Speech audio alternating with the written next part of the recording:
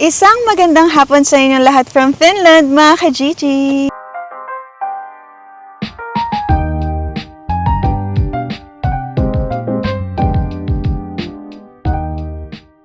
Hello mga ka-Gigi! Long time no vlog! Kamusta kayong lahat? Sana okay kayong lahat. Pasensya na kayo, wala tayong vlogs nung mga nakaraang linggo, mga nakaraang araw. Medyo matagal tayo hindi nakapag-upload at ang dami sa inyo nag-request at nagme-message sa akin na sana meron tayong vlog everyday. Pero mga ka-Gigi, hindi ko talaga kaya mag-vlog everyday dahil syempre hindi naman ganun kadali. Dahil nauubos na rin ako ng content mga ka-Gigi. Ay, minsan hindi ko alam kung ano ba yung ipa-vlog ko. At lalong-lalo na dahil sobrang maulan itong mga nakaraang linggo at walang mapuntahan.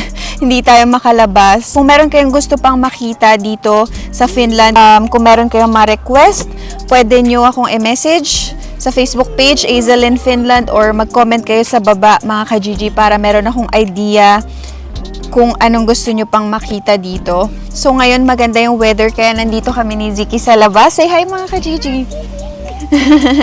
Kaya nandito kami ni Ziki sa labas kasi kami ay maglalaro dahil hindi kami nakalabas nung mga nakaraang araw. Dahil nga maulan at isa pa mga ka-Gigi, merong nangyari sa aking hindi inaasahan. So sa kasamaang palad mga ka-Gigi, ang inyong lingkod ay injured. Ito na nga mga ka-Gigi, tayo ay injured. Ito ang aking right hand dito sa may wrist area. Yan, so na-aksidente ako sa trabaho. Galing na ako ng doktor at sasabihin ko sa inyo kung ano yung sabi ng doktor mamaya-maya. Kasi kumukulimlim na, so gusto ko muna makapaglaro kami ni Ziki.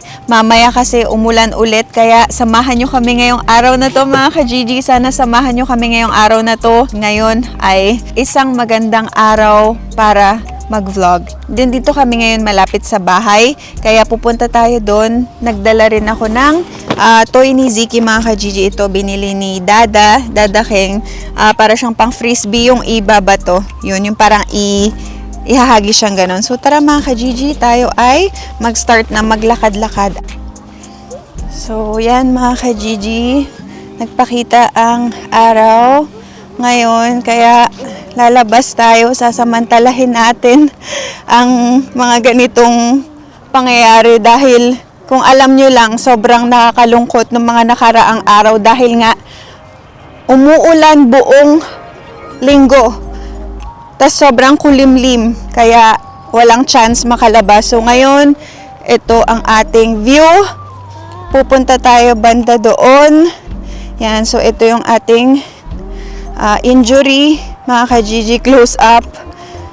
Naigagalaw ko naman siya pero kailangan ng support. Dahil sabi ng doktor, kailangan ko isuot tong support na to para hindi masyadong mapuwersa yung kamay ko. 2, 3, go Ki!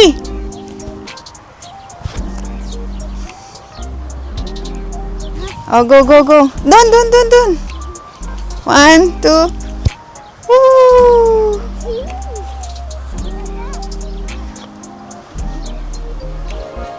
Go, go, go. Sige naman. Iyo? Baho. Baho daw mga ka-Gigi. Arte nito anak ko. Ki! Yun na! Ang pangit nito ka-banding. Ito, oh! Ki, 1, 2. Hindi ako makabato masyado mga ka-Gigi kasi alam nyo, hindi ko pwede gamitin itong yung kanang kamay ko. Mahirap. Ki!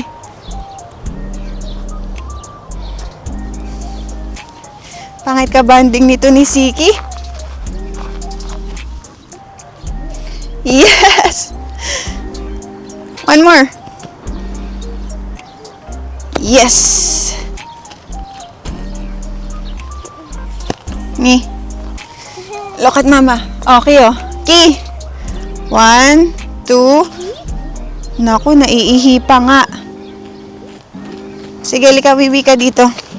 So mga ka-Gigi, ay naihi si Ziki. Naiihi na pala. Kaya hindi ayaw makipaglaro. Ayun, pinaihi ko dun sa damuhan. Pwede na umihi, wala naman tao. Naihi ko na kasi kaysa uuwi pa kami mga ka-Gigi. Yan. So, ngayon, naglalakad tayo. Tignan natin. Ang sarap, ang init. Hindi malamig mga ka-Gigi, kaya nakakatuwa. Andito kami ngayon sa river. Parang may river. Yan.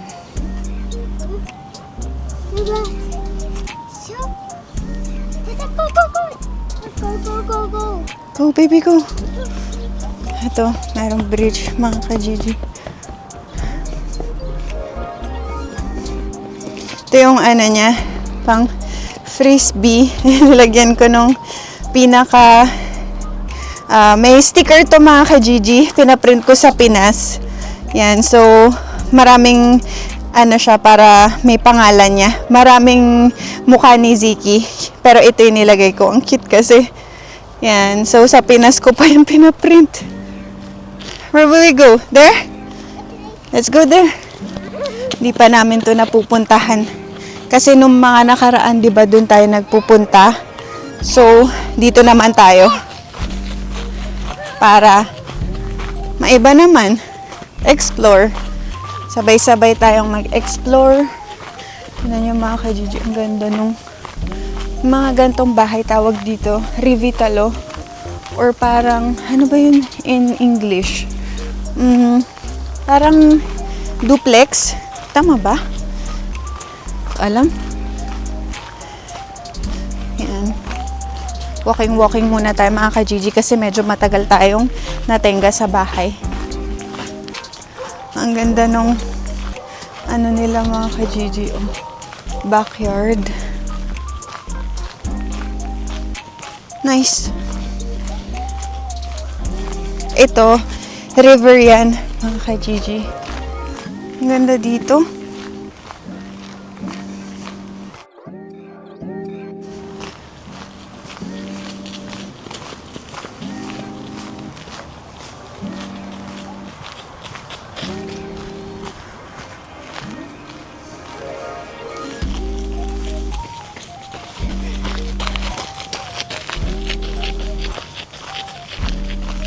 Medyo marami-raming nagja-jogging mga ka-Gigi. Pero kumukulimlim na.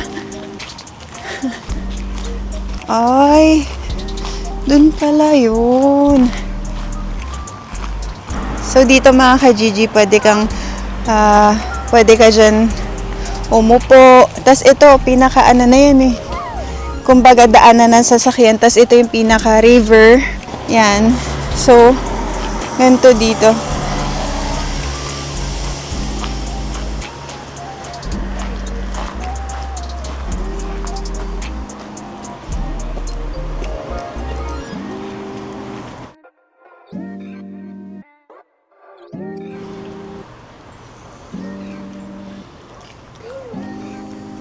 Mga ka-Gigi, nandito kami ngayon ni Ziki sa parang may bridge na naman. Pero hindi ko lang alam kung saan papunta. Ito. So, ito muna ang ating fit check. Syempre, kahit tayo ay injured, kailangan natin mag-fit check. All black. Pants. Yan, pants. Tapos, backless. Syempre, mainit. Naka-backless tayo. Tapos, naka-rubber shoes lang ako mga ka-Gigi. Pero syempre, nagbaon ako ng cardigan kasi akala ko malamig kanina pero ngayon okay naman. So punta tayo doon mga ka-Gigi, punta tayo doon.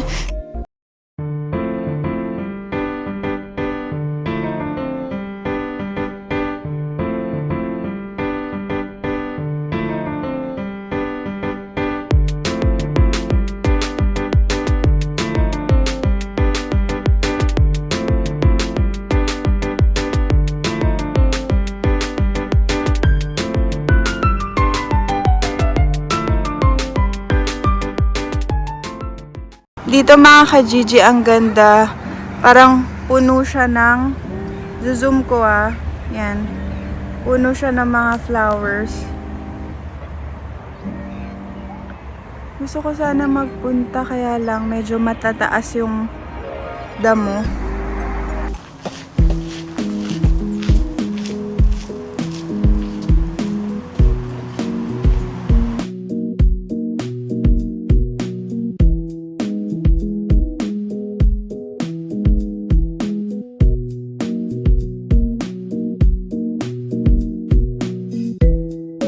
Paano ba natin itatali yan? Oh, bilis. Akin na. Put yun. Natanggal yung sintas.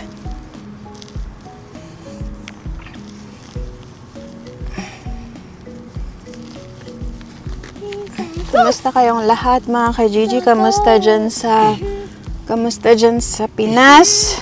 Balita ko merong bagyo dyan mga ka-Gigi. Kamusta kayong lahat? Sana okay kayong lahat dyan.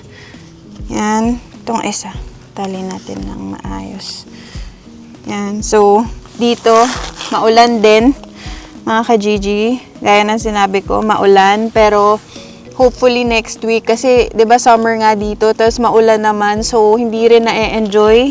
Hindi rin natin na-enjoy yung summer. Sana, umaraw pa rin mga ka-Gigi kasi pagkatapos ng July, August na, tapos fall. Yung magsisilaglaga na yung mga dahon, ganon. Sana ma-enjoy pa rin natin ang summer kahit papano umaraw pa rin. Ewan ko ba't hindi nakikisama yung weather. So mga ka-Gigi, gaya ng sinabi ko na aksidente nga ako sa work. Alam mo yung mga ganong pangyayari, hindi talaga inaasahan yun. Hindi ko talaga, syempre, sino ba naman gusto maaksidente. Nagbuhat ako ng isang mabigat na bagay, GN, kung tawagin, sa kitchen. Pag nag-work ka sa kitchen, sa mga kapwa natin nagtatrabaho sa kusina, alam nyo kung ano yung GN. Yung GN mga ka-Gigi, ipopost ko dyan para makita nyo.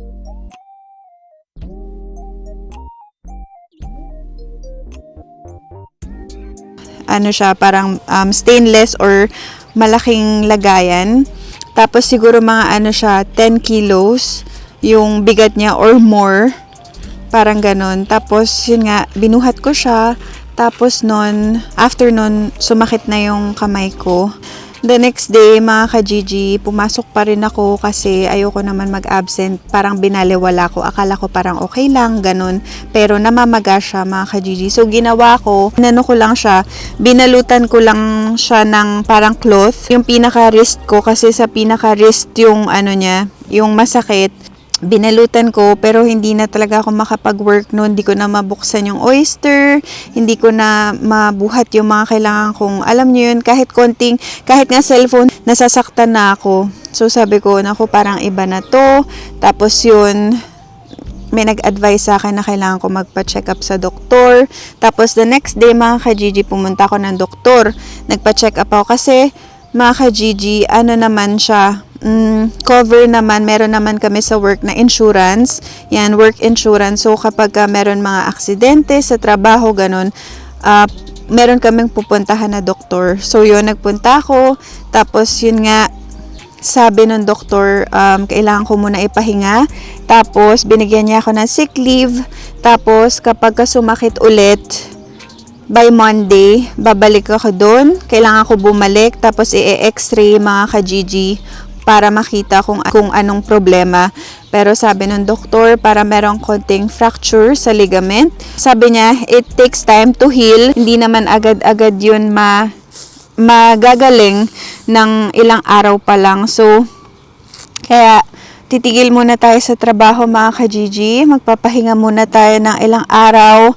Kasi, syempre, ayoko naman pilitin yung sarili ko na mag-work kung hindi ko naman pa talaga kaya. Sa gusto ko man tulungan at ayaw ko iwanan yung mga colleagues ko, yung mga workmate ko doon sa pinagtatrabahuhan ko. Pero mga ka-Gigi, syempre, wala naman ako magagawa kasi, yun nga, aksidente to. Kaya, I'm sure naiintindihan nila ako. So, sa mga workmates ko, sa mga makakapanood nito, yan, kay Boss Jed, Miko, Mikael, Pasensya na kayo guys. Pasensya na kayo kasi hindi ko naman ginusto na maksidente.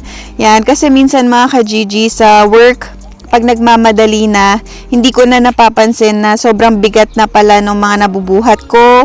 Pinipilit ko kahit hindi ko kaya, which is mali yun. Kaya ngayon, lesson learned, hindi na ako magbubuhat ng hindi ko kaya mga ka-Gigi. Kailangan ko na talagang baguhin yun kasi kinakaya ko. Yun yung problema sa akin. Kinakaya ko ng kahit hindi ko naman talaga kaya, pinipilit ko kayanin mga ka-Gigi kasi ayokong makaistorbo ng ibang tao. Ayokong isipin nila na hindi ko kaya yung mga ginagawa ng mga lalaki. Syempre, alam nyo na, girl power. Parang yun yung gusto ko ipaglaban. Parang yun yung gusto ko i-prove sa sarili ko at dun sa mga ka-work ko na kaya ko gawin kung ano man yung ginagawa nila. At least, mga ka-Gigi, natuto ako. Siguro rin kaya to nangyari kasi hindi mo kailangan kayanin lahat. Lalong-lalo na kung hindi mo naman kaya. Kaya yun yung natutunan ko dito sa nangyari sa akin ngayon. So, ayun mga ka-Gigi, sinabi ko lang sa inyo at in-update ko lang kayo kung ano nangyari dito sa ating injury. Tayo ay injured sa kasamaang palad. Pero, yun nga, it takes time to heal. Kaya ngayon, wala naman tayong magagawa kung hindi syempre, ine-exercise ko rin siya, ginagalaw-galaw ko siya, tinatanggal ko tong pinaka-support niya para naman kahit papano ay maigalaw-galaw ko. Pero mga ka-Gigi, sobrang hirap kasi hindi ko siya maitukod na ganyan. Yung ganito, yung ganyan, kung nakikita nyo, hindi ko siya maitukod na ganyan, mga ka-Gigi. Tapos, hindi ko rin siya maiganyan, maiganon. Basically, hindi ko siya talaga maikot na ganon. Tapos, hindi ko maabot yung likod ko. Pa nagliligo ako, hindi ko makuskus yung likod ko kasi pag ito yung gamit ko, mga ka-Gigi, nasasaktan ako. Wala tayong magagawa, ganon talaga. Lalo na, syempre, ang gamit ko sa trabaho ko ay physical. Ito, ang ating katawan, ang gamit, lalo na yung kamay, gamit na gamit mga ka-Gigi. Syempre, gumagawa tayo ng pagkain, nagpe-prep tayo, nagmimisa, lahat mga ka-Gigi. Gusto ko rin makasigurado 100% na okay ako bago ako bumalik sa work kasi syempre, pagka pinilit ko yung sarili ko, baka ako naman mag-suffer sa bandang huli. Kaya, yun, mga ka-Gigi, ayun yung nangyari. Kaya, tigil muna tayo sa trabaho. Kailangan muna natin bumawi, magpahinga, magpagaling, magpalakas para back to work na ulit. Mga ka-Gigi, meron din ditong parang Selecta. Nagbebenta ng ice cream. Yan o.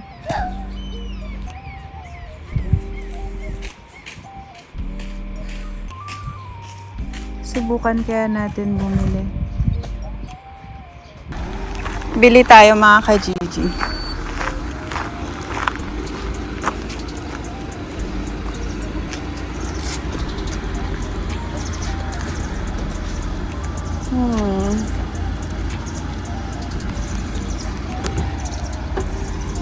What do you want, please?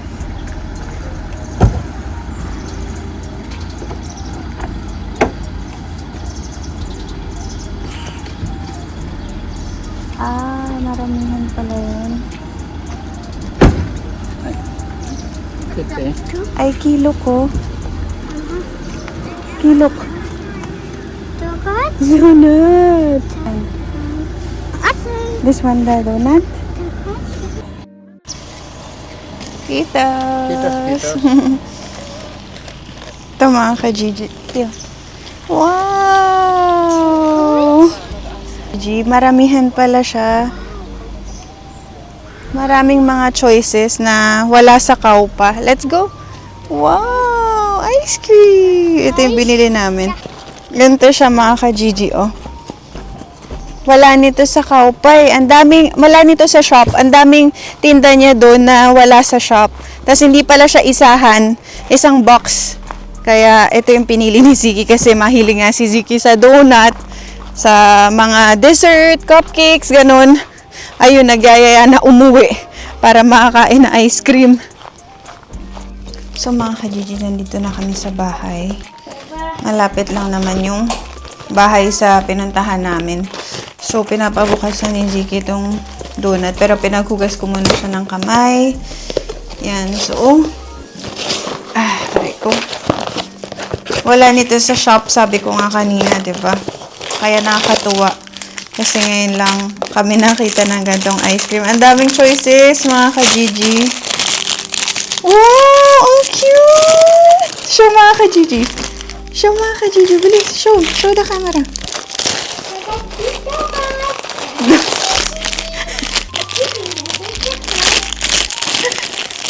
Taste test. Cheers! Cheers muna, mama. Cheers! Ganito siya, mga ka-Gigi. Taste test.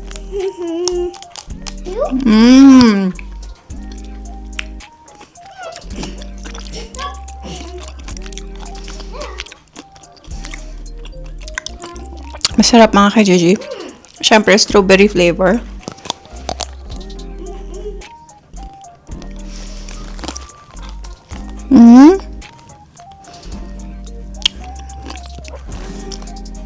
Ang cute.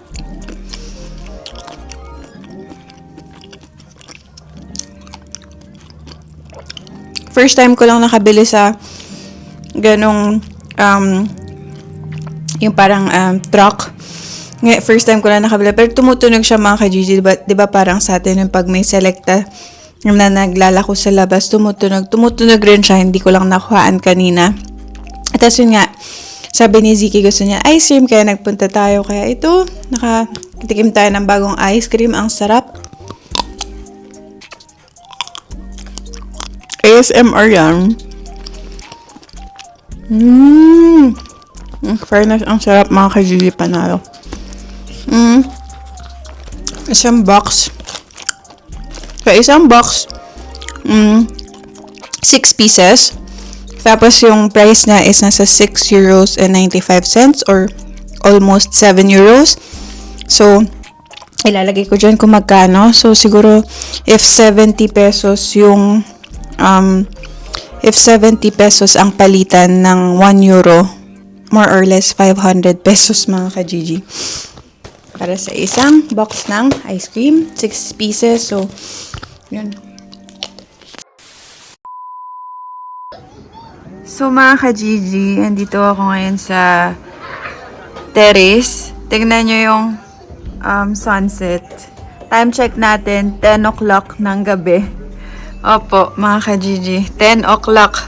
Sobrang liwanag pa rin. Dito sa pinaka terrace, nakikita ko dito yung sunrise, sunset, kaya sobrang nakakatuwa, mga ka-Gigi. 3 ng madaling araw, sunrise naman. Yan. Meron na naman tayong bagong namatay na. Hindi, buhay pa naman siya. Ito, may nagregalo sa akin nung housewarming party. Nag-housewarming party ako. Parang succulent plant daw to eh. Tapos parang sabi niya hindi daw naman masyado kailangan diligan. So, meron ba kayong advice sa akin, mga ka-Gigi, kung ano yung pwede kong gawin dito? Ayan o, namatay na siya, mga ka-Gigi. Pero, meron pa naman siya ito yung parang buhay pa naman ito. Pero, yan, nalagas na yung iba niyang dahon. Yan. So, kung alam nyo kung paano mag-alaga nito, kasi dinidiligan ko naman siya every other day or every 2 days. Kaya lang, naging ganyan naman siya. Nilabas ko rin siya para kahit papano maarawan siya, ganon. Pero, mga ka-Gigi, ewan ko, bakit hindi ako makabuhay ng plant? Hindi ako siguro talaga plantita. Hindi para sa akin ang plants. So, hi mga ka-Gigi. Tinanggal ko muna yung pinaka support. Yan, kasi ginagalaw-galaw ko rin siya para hindi naman na parang nabe-baby. Medyo meron lang talagang masakit na part tulad nito. Pag hindi ko siya maitodo, unlike dito sa kabila, pagka ginyanan ko siya, okay lang. Ganon, ganyan, ganto. Okay lang. Dito, limited. Ganon din yung chinek ng doktor. Hinawakan niya to, pinrest niya, parang stretch niya. Tapos, pinarate niya sa akin kung gaano kasakit. Tapos, tinanong niya kung nagnanumb ba, kung namamanhid, kung parang nakukuryente, ganon mga ka-Gigi. So far, hindi naman ako nakakaramdam ng ganon. Kaya, thank God. Mga ka-Gigi, ito yung pinaka natamaan sa akin. Kung makikita nyo, yan, ito yung pinaka wrist. Ito yung pinaka bumigay sa akin. Tapos, umaabot yung sakit hanggang dito sa pinaka braso ko. Pag gabi, minsan nagigising ako kasi kumikirot. Tapos, nagbigay rin yung doctor sa akin ng pain reliever para pagka masakit. Iinom ako, pero niresetahan niya ako ng 2 pain reliever. Ginagawa ko ngayon, kahit papaano ina-exercise ko rin. So, pero most of the time, nakakabit dapat yung support. Yan, kasi sabi ng doktor, napaka-importante nun. So, hopefully, mga ka-Gigi, sana pag-pray nyo ko, sana gumaling na to, sana maging okay na ako soon. Kasi syempre, gusto ko na rin makapag-work. Kahit na hindi naman ganun karami yung work ko, kasi alam niyo naman, part-time lang ako sa trabaho. Mahirap makakuha dito ngayon ng trabaho, mga ka-Gigi. Kasi mga ka-Gigi, bagsak ang Finland ngayon, ang daming naghahanap ng work, ang daming walang work. Ang taas ng unemployment rate ng Finland ngayon. Kaya mga ka-Gigi, hoping and praying pa rin tayo na sana makakuha tayo ng full-time work. Yan, lalo na ngayon July, mga ka-Gigi, dahil ang July ay sobrang tahimik siya kasi lahat ng mga tao nakabakasyon. Tahimik ngayon, wala masyadong work ngayon. Tapos yun nga, na-aksidente pa tayo.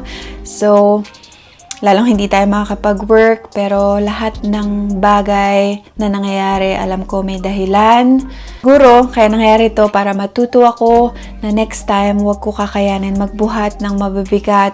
Pero minsan kasi pag sa kusina ka nagtatrabaho, mga ka-Gigi, automatic yun na talagang nagmamadali ka. So, dapat yung kilos mo talagang mabilisan, ganun. So, minsan di ko na napapansin, mabibigat na pala yung nabubuhat ko, ganun. Kailangan ko na magdoble ingat kung gusto ko pang tumagal sa pagtatrabaho sa kitchen dahil syempre pag bumigay yung isa sa mga kamay or wag naman sana. Pero, ayun, kailangan magdoble ingat. Tayong lahat, mga ka-Gigi, kayo dyan, merong bagyo sa atin. So, sana, mga ka-Gigi, okay kayo lahat dyan. At, ayun, sa mga nagsasabi pala na basag yung audio, hindi ko alam. Pero, pag nag-edit ako, okay naman siya. Hindi ko alam pag nag-upload, bakit may mga nagsasabi basag yung audio. So, please, mag-comment kayo, mga ka-Gigi, sa baba kung basag ba yung audio or kung okay lang ba. Kasi sabi nila palitan ko yung mic ko, ganon. Pero mga ka-Gigi, ito kasing mic na to, which is, yung binili ko yung camera, kasama na yung mic dun. So, parehas sila DJI. So, hindi ko alam bakit sinasabi ng mga iba na basag yung audio. Pero pag nag-edit ako, hindi naman. So, sana mga ka-Gigi, mag-comment kayo sa baba. Okay ba yung audio or hindi? Para alam ko. Kasi meron mga ilang beses kong nababasa sa comment, may mga nagsasabi na, yun nga, na hindi daw maganda yung mic ko. Yan. So, maraming salamat mga ka-Gigi. Abangan nyo ang ating susunod na vlog. Kung meron kayong gusto pa makita, kung meron kayong request, kung meron kayong tanong, mag-comment kayo sa baba. Pwede nyo rin ako i-private message. Azelyn Finland. Maraming salamat mga ka-Gigi sa walang sawang suporta. Kahit na wala akong vlog ng ilang weeks, ng ilang months, andyan pa rin kayong lahat. Kaya mula sa puso ko, maraming salamat sa inyong lahat mga ka-Gigi. See you soon on my next vlog. Bye mga ka-Gigi!